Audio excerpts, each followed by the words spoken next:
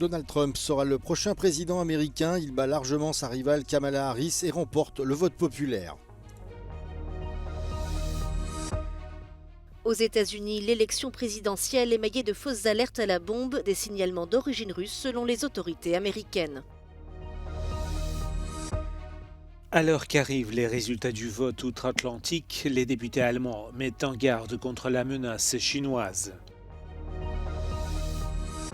6 morts et 24 blessés dans une frappe russe à Zaporijjia. Kharkiv a aussi été bombardé alors que l'armée ukrainienne dit avoir affronté pour la première fois des soldats nord-coréens. Le Premier ministre israélien Benjamin Netanyahou a annoncé mardi soir le limogeage de son ministre de la Défense, Yoav Gallant. Des plans de licenciement annoncés en Allemagne et en France. Les secteurs de l'automobile et de la grande distribution sont touchés.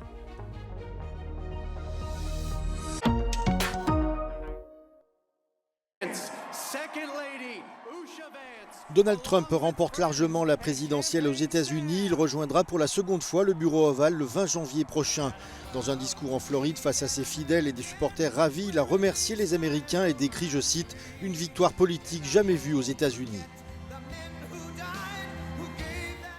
We're going to help our country heal. We're going to help our country heal. We have a country that needs help, and it needs help very badly. We're going to fix our borders. We're going to fix everything about our country. And La victoire pour Donald Trump est venue de la Pennsylvanie, l'un des États les plus étroitement remportés en 2016 et en 2020 et qui était considéré comme un État à gagner absolument pour Kamala Harris. Mais Trump a fait des percées dans des États traditionnellement démocrates, bloquant ainsi le chemin de cette dernière vers la présidence des États-Unis. Kamala Harris n'a pas encore reconnu sa défaite, mais elle a prévu de parler ce mercredi dans la journée selon son équipe de campagne. Celle qui avait remplacé au pied levé le président Joe Biden avait fait un excellent début de campagne, mais n'aura finalement pas réussi à stopper la vague rouge qui vient de déferler sur les États-Unis.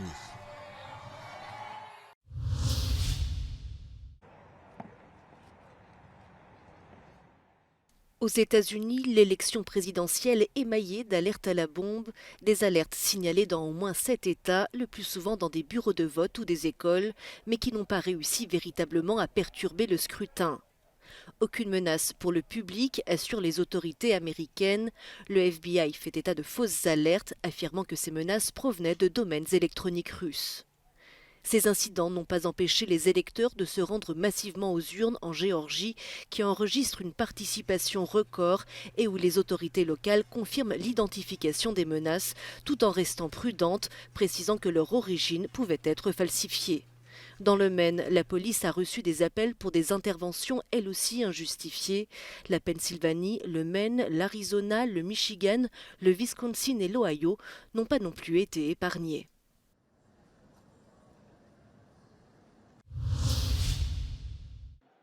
Alors que les résultats des élections américaines continuent à tomber, l'Europe s'éveille à un nouveau chapitre des relations transatlantiques. L'Allemagne, l'un des plus proches alliés des États-Unis, a passé des mois cette année à se préparer à la fois à un second mandat de Donald Trump et à une présidence de Kamala Harris.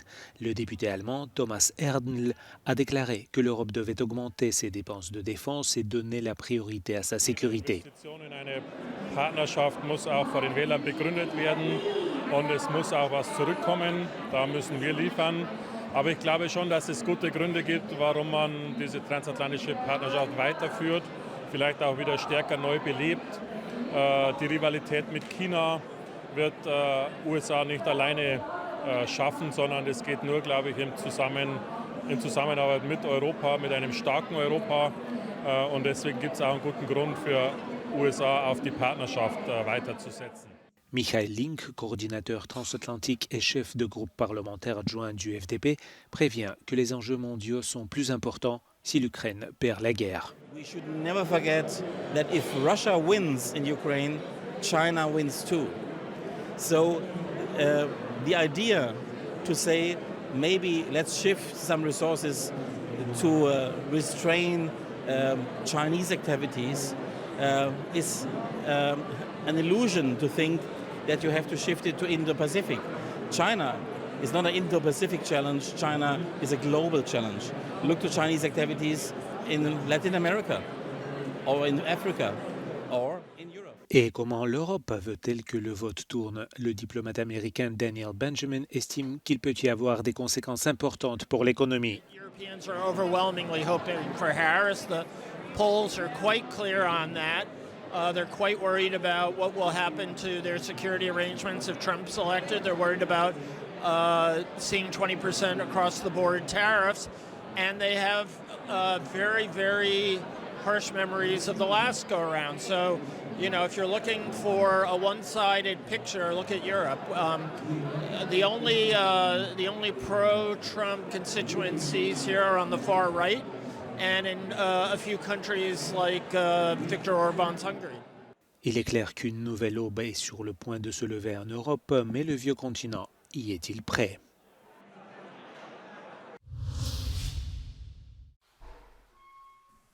Une frappe russe sur un entrepôt de la ville ukrainienne de Zaporijia a tué au moins 6 personnes ce mardi, selon le gouverneur de la région. Ce dernier a ajouté qu'une vingtaine d'autres personnes avaient été blessées sur le site lors de l'incendie qui a suivi l'explosion. Plus tard dans la journée, une autre attaque a touché un quartier résidentiel de Kharkiv, endommageant un immeuble de 5 étages. Ces deux villes ont subi un nombre considérable de frappes russes ces dernières semaines. Elles ont principalement visé des quartiers densément peuplés. Dimanche, l'armée russe a attaqué un autre quartier résidentiel de Kharkiv, blessant au moins 15 personnes. Ces événements surviennent alors que 11 000 soldats nord-coréens auraient atteint les lignes de front à Koursk et que les troupes ukrainiennes affirment s'être engagées pour la première fois avec des unités de ce nouveau belligérant. Au vu de la situation, le chef du bureau présidentiel ukrainien a appelé à un soutien plus fort de la part des alliés occidentaux.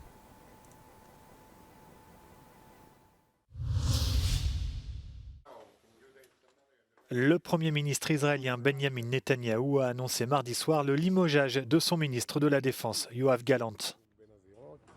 במהלך החודשים האחרונים האמון הזה נסדק. ביני לבין שר הביטחון גלנט התגלו פערים משמעותיים בניהול המערכה, והפערים הללו נולדו בהצהרות, בפעולות שמנוגדות להחלטות הממשלה ולהחלטות הקבינט. Depuis des mois, les désaccords entre les deux hommes sur la manière de mener la guerre dans la bande de Gaza et au Liban s'étalaient au grand jour. Benjamin Netanyahou avait déjà envisagé de se séparer de Yoav Gallant en mars 2023, provoquant la colère de la rue. Mardi soir, des manifestants ont de nouveau contesté cette décision à Tel Aviv. Le ministre des Affaires étrangères Israël Katz change de portefeuille pour passer à la défense. Après l'Allemagne, Mark Rutte est à Rome en Italie pour rencontrer Giorgia Meloni. Au cœur de leur discussion, la guerre en Ukraine. En juillet 2025, l'Italie accueillera la prochaine conférence sur la reconstruction du pays ravagé par plus de 2 années de conflit avec la Russie. Depuis qu'il a pris ses fonctions il y a quelques mois, le secrétaire général de l'OTAN s'est efforcé de renforcer le soutien de l'Occident à l'Ukraine. On Ukraine, we are establishing a new command, NATO Security Assistance and Training for Ukraine, which will become fully operational in the coming months. And we are well on our way to fulfilling our pledge to provide Ukraine with 40 billion euros of military support in 2024. We will continue to stand by Ukraine, because Ukraine's fight is our fight. Giorgia Meloni plaide de son côté pour une plus grande implication des pays européens dans l'OTAN.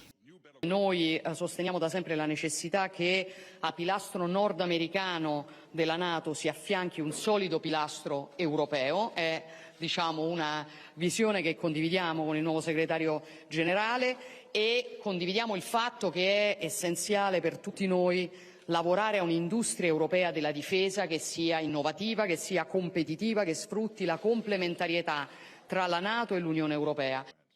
Alors que l'armée ukrainienne est en difficulté, les pays de l'OTAN sont divisés sur l'aide à apporter à Kiev.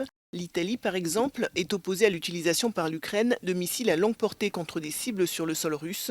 L'Allemagne n'y est pas favorable non plus. Lors de leur rencontre à Berlin, le chef de l'OTAN et Olaf Scholz ont abordé un autre sujet source d'inquiétude, l'implication des États-Unis dans l'Alliance en cas de victoire de Donald Trump à la présidentielle. Des secteurs de l'économie en Europe commenceraient-ils à vaciller? L'une des victimes est le fabricant allemand de pièces détachées automobiles Schaeffler, qui prévoit de supprimer 4700 emplois en Europe. L'entreprise a décrit ces licenciements comme des mesures structurelles destinées à faire face, je cite, à la baisse de la production automobile en Europe et à la faiblesse persistante de divers secteurs industriels. Schaeffler et plus généralement les sous-traitants subissent de plein fouet les difficultés rencontrées notamment par le géant allemand Volkswagen et d'autres grands constructeurs automobiles européens. En France, c'est le secteur de la grande distribution qui souffre. La direction d'Auchan a annoncé aux syndicats son intention de supprimer plus de 2300 emplois. Une douzaine de points de vente vont fermer, dont un supermarché et 3 hypermarchés, faute de rentabilité. L'entreprise entend se concentrer sur des magasins plus petits, le drive et la livraison à domicile de produits frais, une opération de reconquête selon les termes de la direction d'Auchan.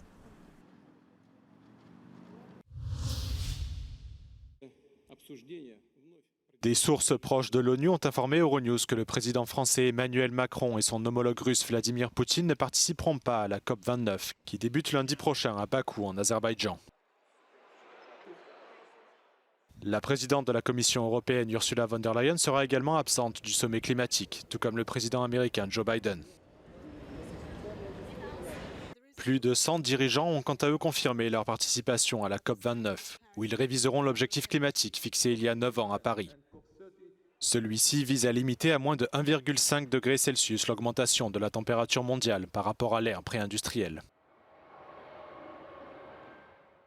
Le sommet de cette année est déjà surnommé la COP financière. La question principale sera de déterminer qui paiera les milliards de dollars dont les pays en développement ont besoin pour lutter contre les conséquences du dérèglement climatique et pour réduire leur dépendance aux énergies fossiles.